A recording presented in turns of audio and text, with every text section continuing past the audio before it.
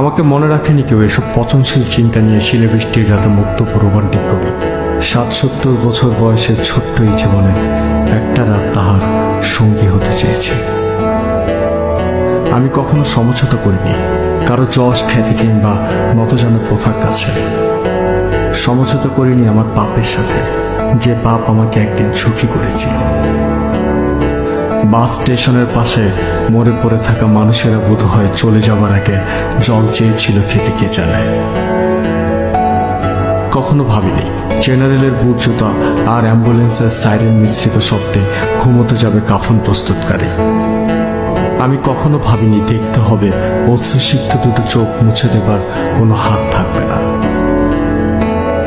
আইসিইউর বেডে চোখ বন্ধ হয়ে এলে বলা হয়নি কখনো এরকম একটা কথা, বলবার জন্য উদ্ভ্রান্ত হয়ে নিজেকে আবিষ্কার করা অক্সিজেন মাস্কের কারাগার।